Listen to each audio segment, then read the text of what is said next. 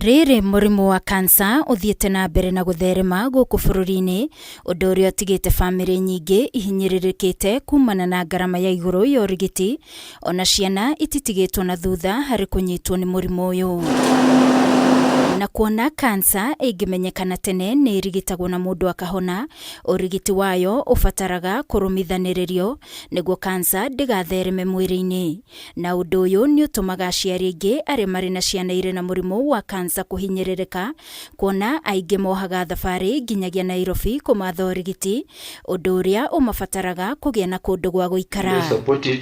To the best way that we can. Na kumana na uu, undu uyu niguo tumite gikundi kia House of Hope Foundation kuruguria ceceni ya gutungatagira ciana ici.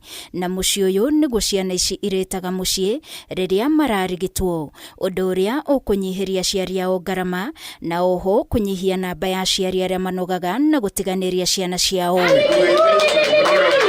Mwambiriria wa muci uyu Sydney Chahonyo uria nake wana corona cancer augite kuhingura muci uyu ni kioneki gikinyanire kuona ni agereire thabari ya urigiti wa cancer.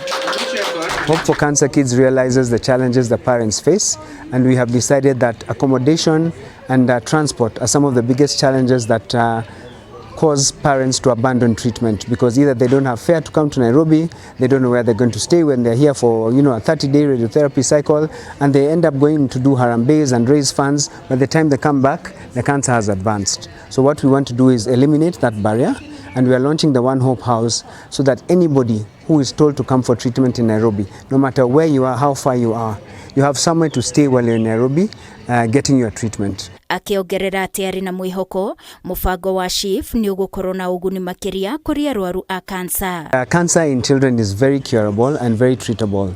I was diagnosed at the age of 19. I did my chemotherapy, I did my radiotherapy, and I'm still standing. We have very many children who are dying not because the cancer was terminal, but because either it was diagnosed late or they did not have access to treatment. Andu aria mateithagiriria ciana ire na cancer thutha wao gukorwo na ciana ire na murimu uyu ta mama Nicholas ni matariirie nditi iria igumeirie aciari aingi kuria family nyingi itigitwo ithinikanite. The medication was so expensive for me to buy. I couldn't afford even the medication because NHIF only pays for 6 cycles and I had 27. You can imagine, because ukilipa tu sita inatuacha tu hanging na tunacho without option, at any other option but kuachana nayo tu.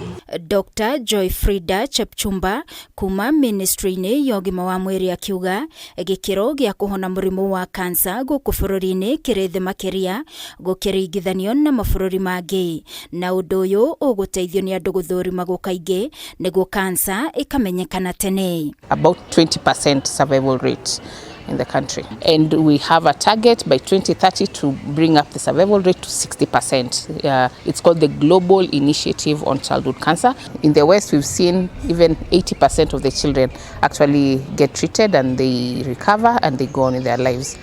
Gerifotera Kameme TV ni jetagwo Wagoi wa Moirore.